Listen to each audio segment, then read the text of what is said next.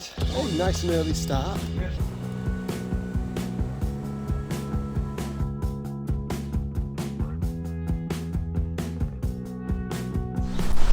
Well, it's one of those exciting days when you get a new bike.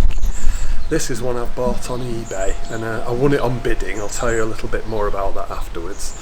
I'm just waiting for it to be delivered. It's not got an MOT, so I couldn't collect it. I'm going to book it in for an MOT later and hopefully get it through, but I need to check it over first. So I'm going to loiter at the gate and see when the van turns up. Let's hope it's as good as I hope, not as bad as I fear. Hey up! Good morning. How are you? I'm alright, to you? Not so bad. Hey, nice and early start.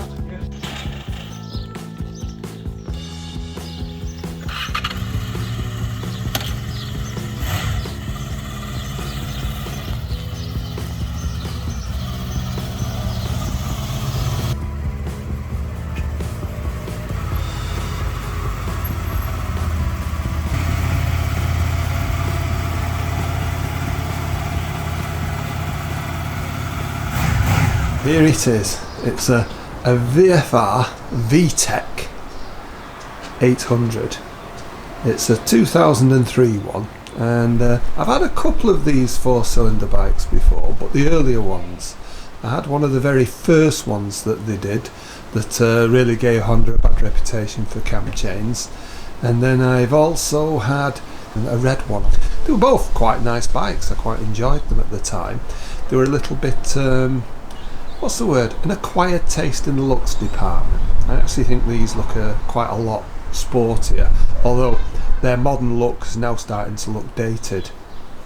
Anyway, it looks great at first sight, starts fine, seems to run fine. I'll give you a quick look round of all of the different parts that I was concerned about when it was coming, and it turns out not anywhere near as bad as I thought. I hadn't actually seen a front picture of it, so I was a bit concerned there might be something here that caused me disquiet, but actually it looks absolutely mint. I always think this is the iconic view. I actually love the way those exhaust pipes come out underneath the seat. It even came with Honda genuine luggage. I was told there was a few scratches on the panniers, but actually I think with a little bit of work they'll look mint. The top box is probably the dirtiest part. It's been in a garage for a long time, so this must have been left somewhere where a bit of weather was getting in. I'll give everything a wash, and a few scratches here and there, but nothing much worth talking about. Oil level was right, I've run it up to temperature and the fans come on, all the lights work, it sparkles in the sun. It'd be a shame for me not to improve the few little bits that it's got that needs to be attended to. But other than that, I'm absolutely thrilled. The guy who sold it to me didn't do himself a favour. He should have advertised it better. I think he'd have got a bigger response. I thought I was taking a bit of a chance on something that might have been a bit more tatty than the owner was describing it. In reality, it's probably better than he described it. The damage on this side isn't that big. There's a little bit on that side as well where someone must have just touched it against something in the past. But I'll show you what it looks like, and I don't think you'll think it's horrific. And you've seen me paint other things, so I think I'll improve this. Now, I've got it booked in for an MOT. I can't see what it would fail on, but we'll see. I'll let you know later when I get back. If I'm smiling, we know it passed. Reception, mate. MOT passed straight through. No advisories, and in fact, the MOT tester was telling me it's in good condition, that. Oh, you've done well to find one like that. So I'm pretty damn pleased at the moment. Oops, I've done it again. Another bike, another, can't say a project bike, because there isn't that many project bits to do on it, but I'm really pleased with it. I've been out on this bike a couple of times now. I do find the wind blast a little bit more than I expected, so all the people that say, oh, you do need to get a more wind deflecting screen, I think there's actually a lot in that. The actual riding position itself is quite good, but I am going to give the bar risers a bit of a try because they're not massively expensive, and it would appear that if you don't like them you can sell them on for virtually what you paid for them. So I am going to give it a go.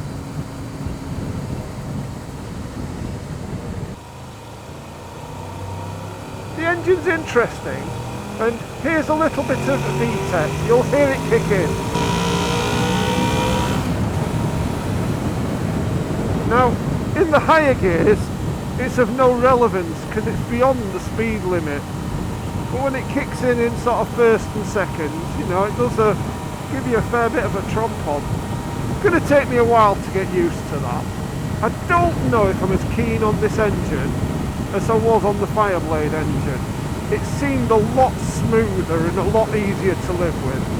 However, this bike has only done 30 miles in the last year and about 100 miles the year before, and on the forums it says if they've not been used much you need to put 2 or 3 tanks full of fuel through them and the engine will settle down again. Probably things that are with the fuel injection and such like. So, and I can believe that. So I'm going to do, you know, 400 or 500 miles before I can really say what I think about the engine. When it's cold, it does seem a lot sort of rougher at lower revs than the Fireblade did. However, once it's warmed up, and as long as you keep the revs above 3,000 or 4,000, it really isn't such a big deal. Oh, I know where I am now. And this is another VTEC road. But you're into VTEC and you're slowing down.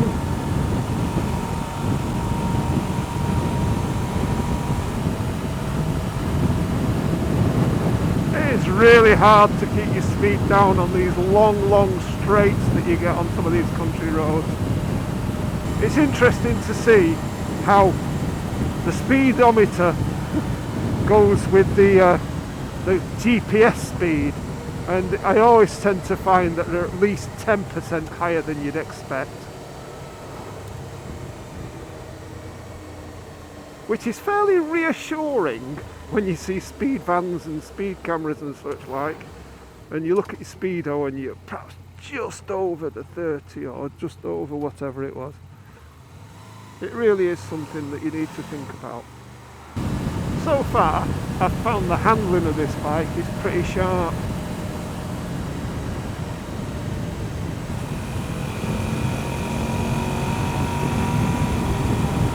I've jacked the suspension up to sort of maximum on the preload because I'm not the lightest of lads, and I do have a pillion on. So I just find it tracks well in corners.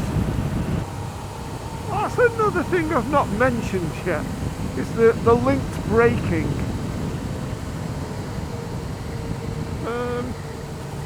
To be honest, I've not really given it 9/10ths or even 10/10ths braking. I find that using the foot, or what would have been the rear brake, you know, still feel the weight transfer going forward. The rear brake, the use of it feels a lot better, I think, than just using the rear brake on previous bikes. I've tended to always use the front brake. Using the front brake, it feels the same. So it's like you've got 2 brakes that for normal everyday braking you can use either and get a similar effect. I suspect that when you're really tramping on and you need the brakes desperately, that using both will actually give you a much smoother stop. It's certainly nothing that would put me off one of these, other than the complexity of them.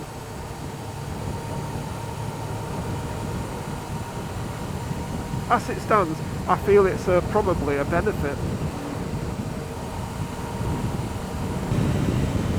One thing I really do miss though is I used to like the downshift on the Fireblade that I had, the burbling and popping that it did as you came into towns or slowing down anywhere. And overall, I really do like the bike. I perhaps don't quite love it like I love the Fireblade. However, I actually think I'm going to do a lot more miles on this because it's going to be a lot more convenient. And it certainly feels a lot easier when you're going, you know, into roundabouts and you're having to look over your shoulder. In fact, you couldn't look over your shoulder in the Fireblade. Never bothered. Just go faster. And here we are at Fimber Cafe in the Woods. A common biker haunt, usually. I really don't like gravel.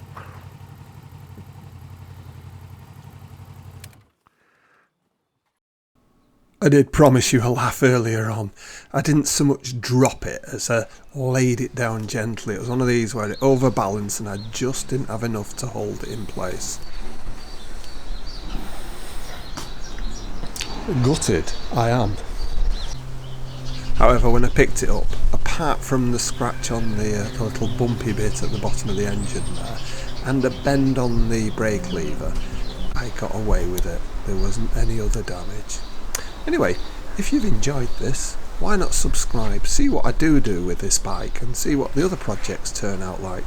See you soon.